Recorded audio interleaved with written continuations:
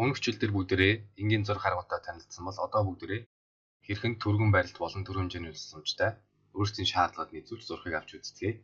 Ингийн тулд Manage tab-ын Settings panel дээрх Snaps багж үлсэмжтэй Revit орчинд ашиглах боломжтой түргэн барилтуудын тохиргоонд хандыг Snaps буюу түргэн барилтыг ашиглахыг хүсэхгүй байвал Snap Offs-ыг шаардлагч болно. Энэ нь бүхий л түргэн барилтуудыг унтраах болно гэдгийг анхаараарай. Хүсвэл зөвхөн өөрсдийн шаардлагагүй гэж үзсэн түргэн барилтуудын чигтээ авах замаар унтраах боломжтой. Энэ удаа бүгдээрээ Length болон Angular Dimension Snap-ийн чигтээ авъя. Тэгээд Annotate tab дээр товшоод Data Line багж үлсэмжтэй зураас зуръя. Ингийн тулд дурын газар маус нэгэ товшоод болгоныхон курсорыг хөвтэй чиглийн дагуу хөдөлгөөрэй. Ингээд бидэнд цэнхэр хэмжээ гарч ирлээ. Үүнийг түр хэмжээ гэдэг.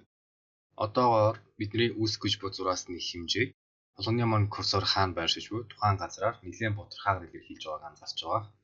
Одоо бүгдээрээ баг зэрэг үнцгийн налуутай зураас зуръя. Ингээд мөн л адил үнцгийн хэмжээг түр хэмжээний тусламжтай харуулж байна. Энэ нь 45 градусын давтамжтайгаар snap хийж байна. Бусад тохиолдолд мөн л тодорхой утгаар харуулж байгааг анзаарч байгаа. Бүгдээрээ SG нэг удаа товшоод үүсгэж буй зураасаа боловлие. Тэгээд Manage tab дээр товшоод Snaps багчаа сонгоод Length болон Angular Dimension Snap-ыг чиглэлээд энд байгаа тоонууд руу анхаарлаа хандуулаарай. Одоо бүгдээрээ дурын газар маус дээр товшоод хулгыныхон курсорыг муу адил хөвтэй чиглэлд явуулъя. Ингээд Length Dimension Snap буюу уртын нэмэгдэл маань ажиллаж эхэллээ. Өөрөөр хэлбэл одоо бидний зураасын урт тодорхой давтамжтайгаар нэмэгдэж байгааг анзаарч байгаа. Уг давтамж нь таны харах зайнаас хамаарат өөрчлөгдөж гэдгийг анхаарах хэрэгтэй. Хэрвээ бүгдээрээ болгоныхон курсорыг хоош нь эргүүлээд нэлийн холоос тойн байдлаар зурвал Revit маань тухайн зураасны уртыг метрээр нэмж байна. Харин ойртуулад зурвал 100 мм-ээр та бүхэн нэлийн богинохон зураас зурхтаа нэлийн ойртуулад үзээрэй. Ингээд 20 мм-ээр бүр ойртуулвал 5 мм-ээр гэх мэт. Жишээ нь бүгдээрээ түр хэмжээний тусламжтай 1 м урт зураас зургаарай. Тэгээд үргэлжлүүлэн зураас зурх гэдэг нь SG нэг удаа төвшиж гинжи болбосоо таслая. Бүгдээрээ үргэлжлүүлэн зураас зурхыг хүсэх байгаа учраас Options bar дээрээс жишээний хэмжээтэй авъя. Одоо бүгдээрээ тодорхой хэмжээнд үнцгийн налуутай зураас зуръя. Ингээд мөн л адил тодорхой давтамжтайгаар үнцэг маань нэмэгдэж байгааг анзаарч байгаа.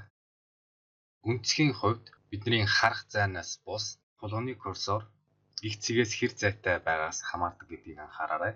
Өөрөөр хэлбэл бүгдээрээ зураасныхаа их цэг рүү ойртуулах тусам үнцгийн маань нэмэгдлийн хэмжээ 45 градус болж байгааг анзаарч байгаа. Баг зэрэг холдуулаад 30, 15 гэх мэт өршлөгдөж байгааг анзаарч байгаа.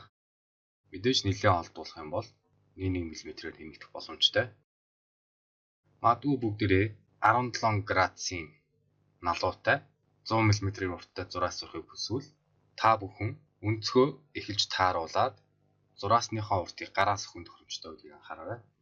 Ингийн тулд 100 гэж үчээд Enter дарахад хангалттай. Үр дүнд нь бүгдээрээ 17 градусын налуутай 100 мм-ийн зураас зурлаа.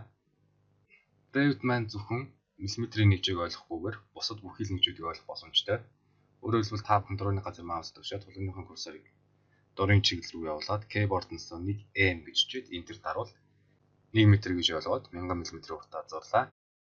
Майл дурын газар маус нэг төвшөөд 100 cm буюу 100 см гэж үчвэл 1 м гэж ойлгоод 1000 мм уртаа зурлаа.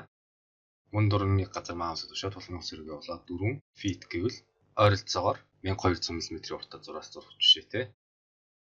Гэх мэтчлэн хүссэн нэгжээ хүрч болно.